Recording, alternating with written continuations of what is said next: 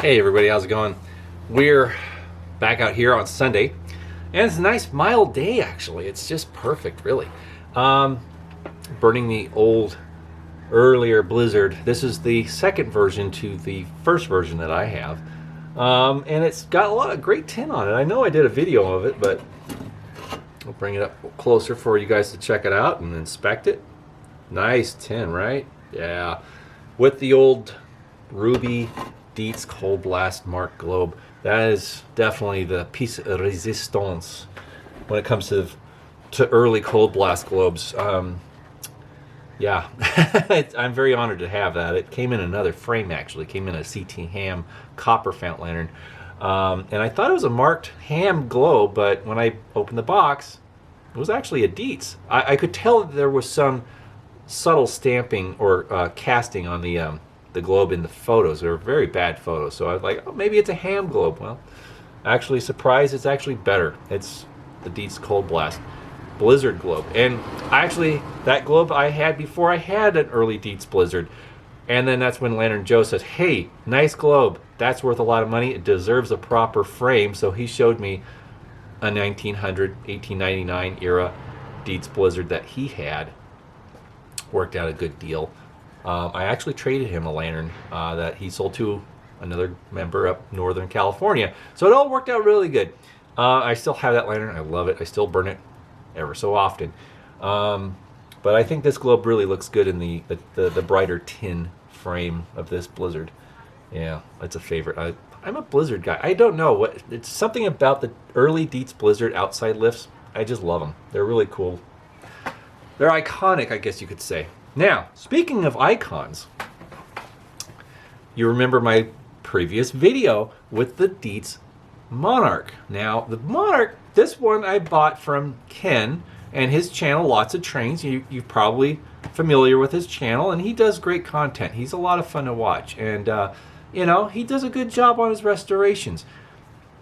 I enjoy his channel, and well, I also am friends with him on Facebook, and I follow, he posts sometimes on the lantern groups, and, he's a sweet guy. So he posted this lantern for sale on the Tubular Lantern group. And so I'm like, oh, okay, that's kind of cool, and I don't have a Monarch of that era. I have the very first pattern, 1900, and then I have a 1960s version.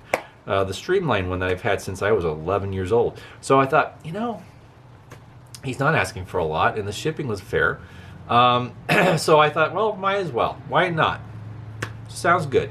So I'll help a guy out, because he wanted to get rid of it, and it had some nice details on it. And I don't mind rust. I really don't. As long as it's not roached out, then I can clean it up and make it work again. So yesterday I was out here, and I got it working again. Well, I mean, looking again. Got it a lot nicer looking. Check it out. Came out kind of nice, right? Now, I haven't done the mother's polish yet. I did replace the globe with a more authentic globe. The globe that it came with was a hot blast style, which looked great. It looks nice. I keep those globes mostly for hot blast lanterns such as the square tube variety that are earlier than this one. This globe is an unmarked Dietz globe. It's just a generic fit-all style. But it has great swirls in it. It's got a really nice, hand-blown type of look to it. So it's a pretty globe, even though it's not marked with the Dietz emblem or anything. But it fits great, and it's a little more accurate to the style of globe it would have came with. Now, I will be finding, of course, a proper fit-all globe for this lantern. Now, it has all the details and looks of a 1920s Monarch. However, when I cleaned it, the patent dates revealed themselves. So, let's take a look. October 16, 13. 13, wow. Okay. Now, I know that patent dates don't really indicate the year or the moment it was manufactured. It indicates the most latest advancements to the frame and the design. So within a couple of years, that's when it was made, after the last patent date. So this would probably fall right into 1914, maybe 15. Now, it's hard to really say, but when they added the vertical crease to the air tubes, before then they had, well, first it was smooth, and then they added a couple of beads, and then they added the vertical crease to the air tubes, like that. See? They did it for reinforcement and rigidity, to make the air tubes stronger and less prone to denting and damage. I had a cold blast lift style, inside lift style Monarch a while ago. I recently sold it to Willis Miller, and he has it now. But anyway, I thought, it would be nice to have an earlier pre-streamlined Monarch that would fall between the first one I have and the last one I have. And I thought it would be fun to clean it up. And why not? And it has the earlier fuel cap. So the details, and also the earlier regulator wheel for the burner. So I'm like, you know what? This thing is probably the earlier pattern, first pattern of the addition of the vertical crease. So that's kind of neat to have something that's the earlier production when that was added to the Monarch air tubes. So that being said, I thought, heck, why not? It actually looked like it had good, decent bones. There was a lot of dirt on it that was hiding some decent metal. Yeah, it had surface rust as well as dirt, but of course with WD-40 and some elbow grease and Scotch pads, that wasn't a big deal. It still wears a bit of a rusty look to it, but it's been abated and it's not going to progress and get worse. So with that being said, I think it's pretty much done. I think I'm happy with it. I might do a little bit more cleaning and a little bit fine tuning on the aesthetics of it, but I think it's ready to go. Now, I haven't blown out the air tubes on it. I haven't done any precautionary measures to ensure a good burn. So, I wanted us all to experience the first light of this lantern since really who knows when.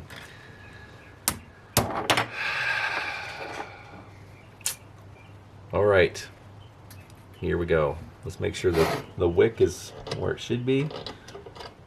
All right, right about there. All right. Hold your breath, everybody. We're going to find out together.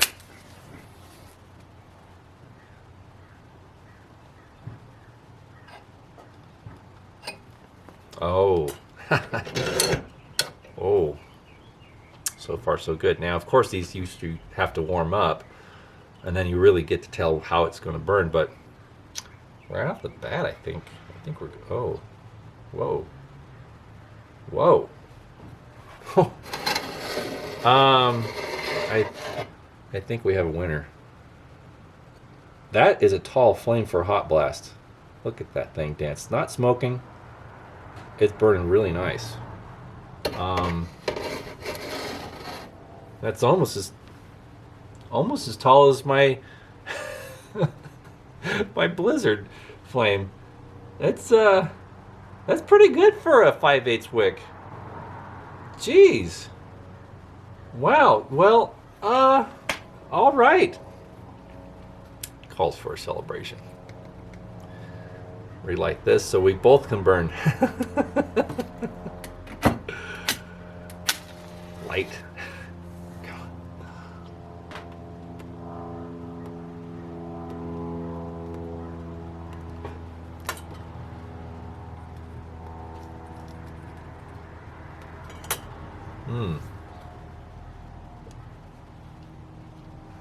So far, so good. It's warming up just nice. That's one heck of a flame, friends. That is impressive. Well, I guess I won't be clearing out the air tubes now, will I? Doesn't need it. Yeah. Did you go out? This thing's burning better than my pipe. Oh, my God.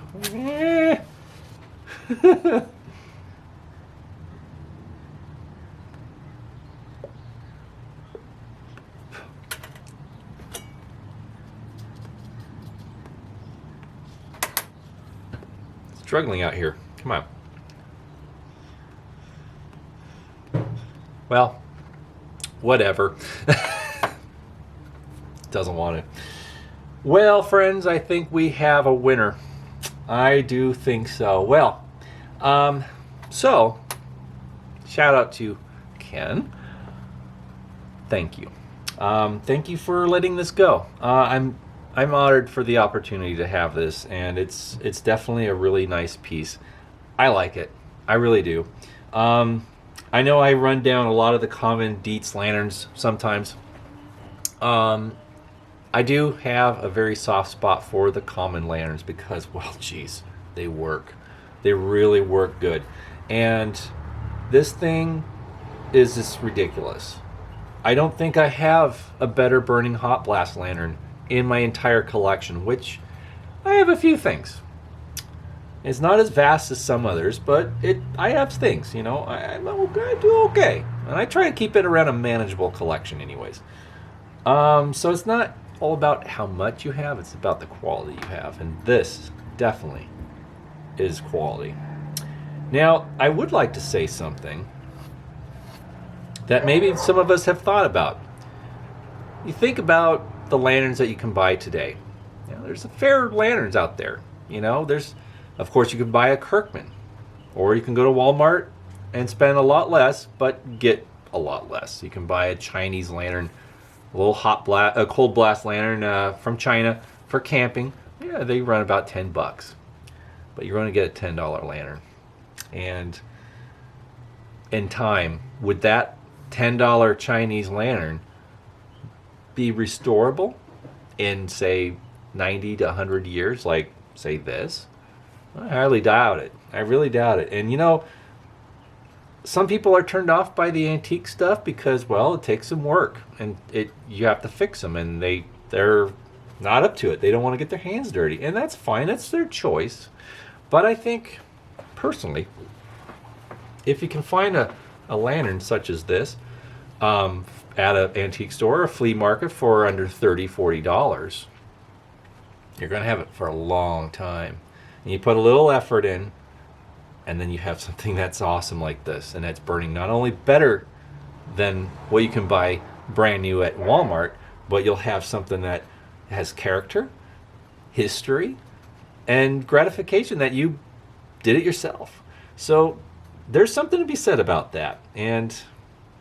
But if you want something that's turnkey, brand new, definitely look up the Kirkman. So you'll spend a little bit more money, but you won't get a shoddy product. You'll get quality and something that would be able to be restored later on because, well, they make good stuff. But dang, awesome. That's awesome. I'm really digging this thing. This is a great lantern. Ken, thanks again. And I hope that you enjoyed the videos of the before and after of this wonderful old, earlier Dietz Monarch that you sold me. So know that it's in good hands, it's in a good home, and it's definitely going to have a spot in the collection, and it's going to be a workhorse. I'm going to be making this thing really earn its keep. So, all right, everybody, have a great afternoon and a great rest of your week, and we'll see you again very soon. All right, bye-bye.